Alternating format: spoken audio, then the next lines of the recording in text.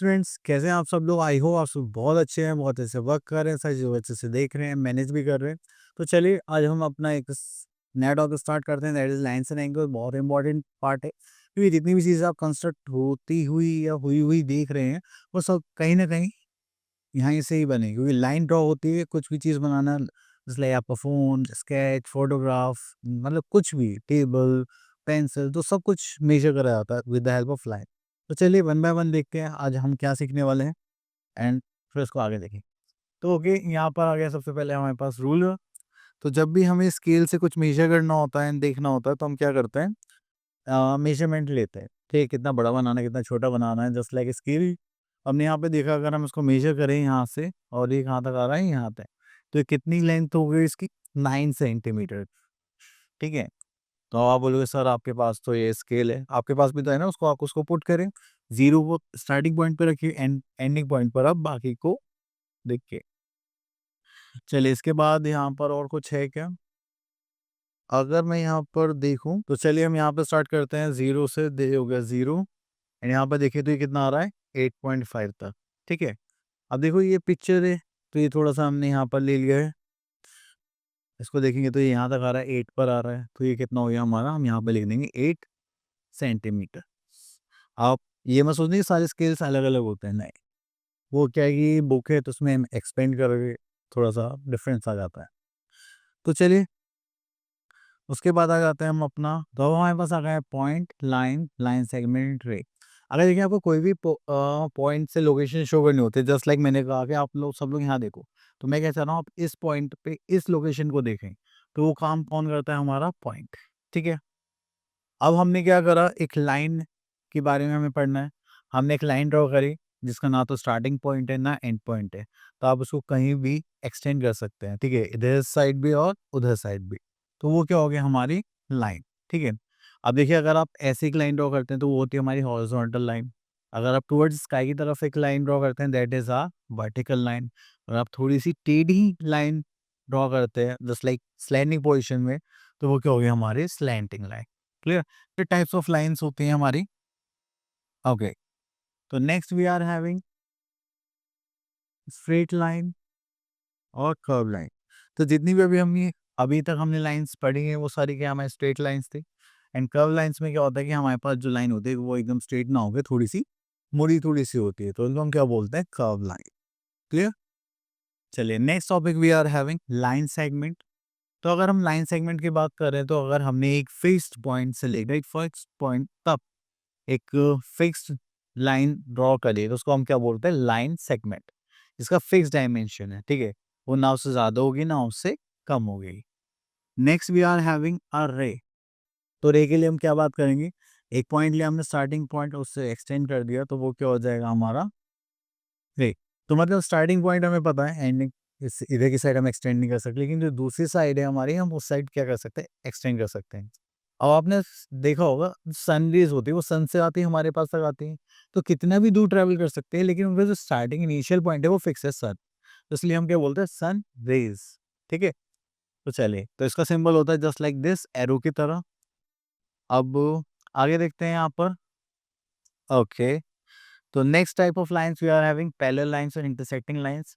देखिए ऐसी दो लाइन से तीन लाइंस कुछ भी हो सकता है, जो कभी भी आप कितना भी एक्सटेंड करें वो एक दूसरे को कभी भी इंटरसेक्ट नहीं कर सकती। ठीक है, क्योंकि उनके बीच का जो डिस्टेंस है वो हमेशा सेम रहेगा, तो ऐसी लाइंस को हम बोलते हैं पैरेलल लाइंस। आप कहाँ देखोगे? अब ये स्क्रीन है, इसका टॉप एंड ये जो बॉटम है, ये एकदम आप कितना भी एक्सटेंड करो ये सीधी है। ठीक है, तो हम इनको क्या बोलेंगे? Parallel lines.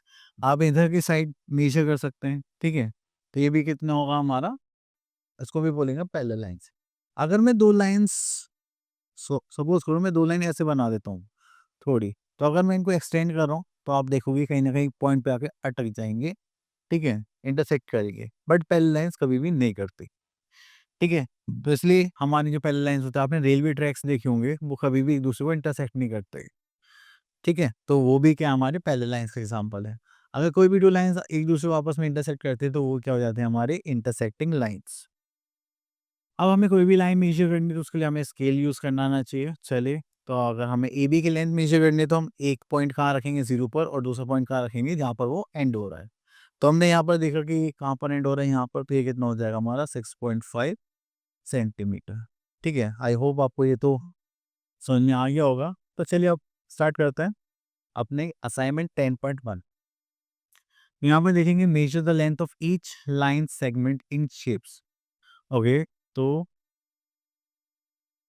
The length, okay length measure करनी है। तो चलिए हम यहाँ पर नाम लिख लेते हैं, फर्स्ट ऑफ ऑल ABC। ठीक है, तो हम यहाँ पे स्केल लेते हैं, रूलर। तो एक पॉइंट हम 0 पे रखेंगे और एक पॉइंट हमने यहाँ रखा है। ठीक है, जस्ट लाइक दिस। तो हमने देखा ये कितना आ गया हमारे पास, 4.5 सेंटीमीटर। तो ठीक है, तो उसको हमने देखा तो ये हो गया 4.5 सेंटीमीटर। क्लियर। चलिए उसके बाद हम यहाँ पर चलते हैं, दोबारा से स्केल लेते हैं और इसको ऐसे रोटेट कर देते हैं। ठीक, और इसको ऐसे पुट करते हैं। अरे हो जाओ भैया। हाँ, थोड़ा प्लेस करने में थोड़ी प्रॉब्लम होती है। चलिए हमने प्लेस करा तो अप्रोक्सीमेटली 4 सेंटीमीटर तक आ रहा है। 4.1 भी हो सकता है, मेरा तो 4.1 आ रहा है, तो मैं यहाँ लिख दूंगा जस्ट लाइक 4.1 सेंटीमीटर। ठीक है, अगर हम इस रूलर को इधर प्लेस करें जस्ट लाइक ऐसे, ठीक है, क्योंकि एक पॉइंट हमारा कहाँ होना चाहिए, 0 पर। ये प्लेस हो गया एंड देन इसको थोड़ा ऐसे कर लेते हैं। ठीक है, तो ये आ रहा है मेरा 4.2 पर। ठीक है, तो इसको मैं यहाँ लिख देता हूँ 4.2 सेंटीमीटर। क्लियर। चलिए, इतना करने के बाद फिर आता है question number 2, draw line segment of the length is this. तो चलिए यहाँ से हम एक पार्ट ले लेते हैं, दिस इज 0.6 सेंटीमीटर की बनाते हैं। चलिए ये बनाते हैं हम 9.7 सेंटीमीटर, सॉरी 8.7 सेंटीमीटर। तो उसके लिए हम क्या करेंगे, स्केल लेते हैं। तो चलिए, तो फिर हमें यहाँ से मेजर करना है, हो गया 0 से स्टार्ट करा हमने टच करके, दिस इज 8.5 यहाँ आ गया, देन 6 7। ठीक है, तो ये 8.7 तक आपको दिखाई दे रहा होगा। चलिए, तो अब इसमें हम यहाँ पे डॉट्स लगा देंगे जस्ट लाइक दिस। तो यहाँ पे नेम लिख देते हैं A और B, आप कोई से भी अल्फाबेट लिख सकते हैं। तो ये हो गया हमारे पास 8.7 सेंटीमीटर। क्लियर। चलिए, इतना करने के बाद फिर आगे चलते हैं हम यहाँ पर। ओके, तो ये हमारे फिल इन द ब्लैंक्स है। तो हम इसमें से एक पार्ट देख लें, this one, a line has, line के पास कितने एंड पॉइंट्स होते हैं, एक भी नहीं, कंप्लीट हुए, नो एंड पॉइंट्स। अ रे हैज वन एंड पॉइंट, तो यहाँ पे 1 लिख सकते हैं। ठीक है, इजी था। चलिए उसके बाद आते हैं एंगल्स पर। अब यहाँ पर जो एंगल्स हैं उसमें हमारे पास क्या आते हैं, दो लाइंस आते हैं just like this, two parts. और अगर यहाँ पे वो दो लाइन एक पॉइंट पे टच करती हैं तो वो क्या फॉर्म करते हैं, एक एंगल। ठीक है, तो हम नेमिंग इसी कैसे करेंगे, या तो हम कर सकते हैं P dash O and P, या फिर POP डैश। तो जहाँ पर एंगल फॉर्म हो रहा है वो पॉइंट सेंटर में होना चाहिए। ठीक है, तो ये ऐसे बोल सकते हैं, इनिशियल पोजीशन यहाँ से स्टार्ट हुआ और यहाँ पे ये खत्म हो गया। ठीक है, तो इसको बोलते हैं हम एंगल।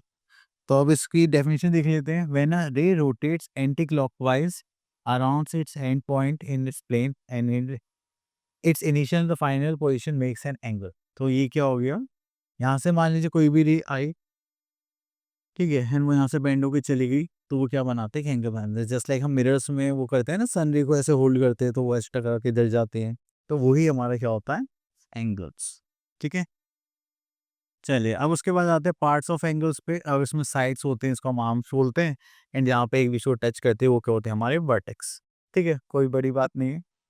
ओके, अब देखिए स्टैंडर्ड एंगल्स। स्टैंडर्ड एंगल्स होते हैं कि हमारे पास जब भी कोई एंगल मेजर करते हैं, ठीक है, तो कुछ इस टाइप से होते हैं, कुछ इस टाइप से होते हैं, कुछ ऐसे होते हैं। ठीक है, तो ये सब एक पर्टिकुलर एंगल फॉर्म करते हैं जिसको हम किस में मेजर करते हैं, डिग्रीज में।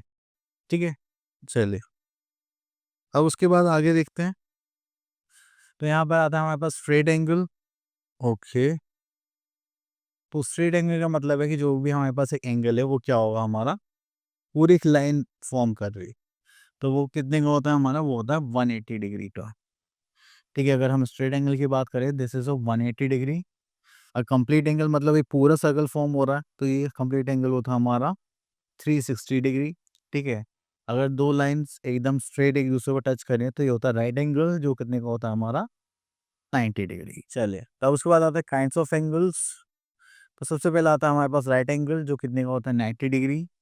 देन वी आर हमें एक्यूट एंगल, छोटे छोटे बच्चे क्यूट होते हैं, तो 90 डिग्री से जितने भी छोटे एंगल्स होंगे वो सब क्या होंगे, हमारे एक्यूट एंगल्स। ठीक है, तो हो गया acute angle, this is right angle, straight angle. हाँ, एक रिफ्लेक्स एंगल होता है हमारा, जो भी एंगल बन रहा है उसके अपोजिट वाले एंगल को हम देखते हैं। ठीक है, तो वो होता है हमारा रिफ्लेक्स एंगल। इसको निकालने के लिए हमें 360 में से माइनस करना पड़ता है अपने एंगल को। चलिए, तो उसके बाद आते हैं हम अपने ऑब्ट्यूज एंगल। ऑब्ट्यूज एंगल क्या होंगे, मेजरिंग मोर देन 90 डिग्री बस लेस देन 180 डिग्री। तो जो भी एंगल 90 डिग्री से बड़ा है और 180 डिग्री से छोटा है, उसको हम क्या बोलते हैं, ऑब्ट्यूज एंगल। में स्ट्रेट एंगल हमको पता है that is 180 degree. Reflex angle क्या होता है, more than 180 but less than 360 degree. And complete angle we all know that is 360 degree. अब ये हमारा होता है प्रोटेक्टर, ये हमारा होता है सेंटर। एंड यहाँ से हम स्टार्ट करते हैं, यहाँ से लाइन ड्रॉ करेंगे और जो भी हमें एंगल चाहिए हम यहाँ पर उसको कंस्ट्रक्ट कर देंगे। ठीक है, चलिए अब आगे जाते हैं हम अपने एक्सरसाइज सॉरी असाइनमेंट 10.2 पर। तो यहाँ पे बोला गया question number 1, name the figure as line, line segment और रे।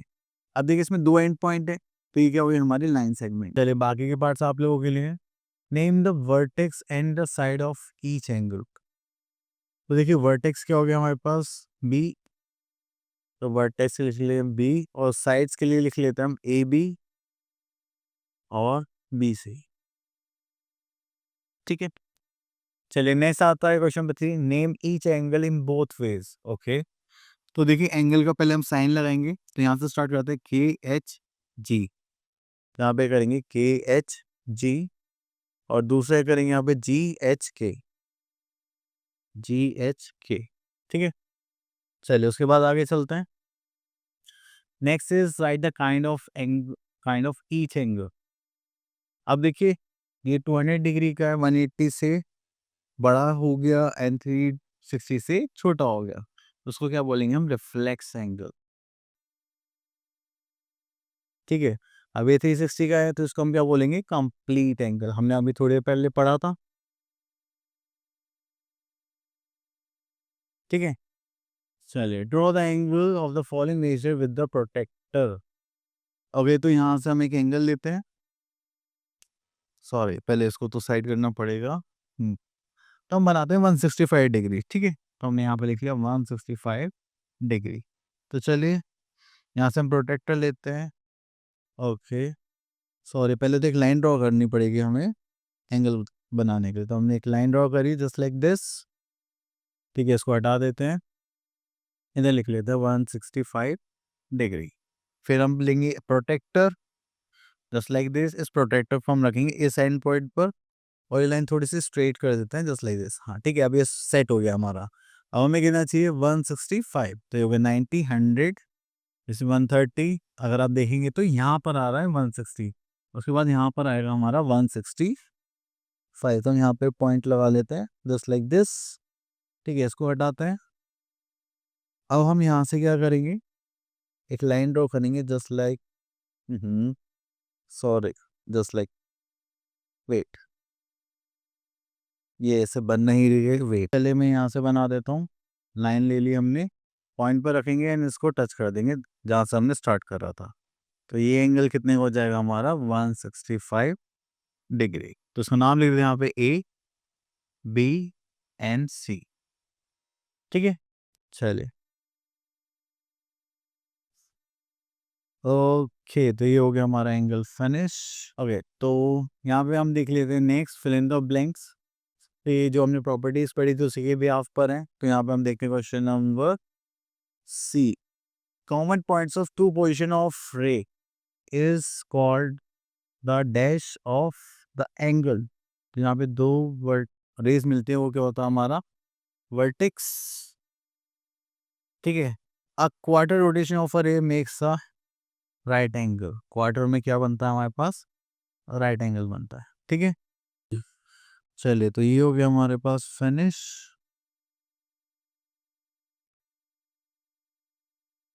ओके, चलिए आई होप आपके सारे टॉपिक्स क्लियर हो गए होंगे। अब मिलते हैं नेक्स्ट वीडियो में, तब तक के लिए ऑल द बेस्ट।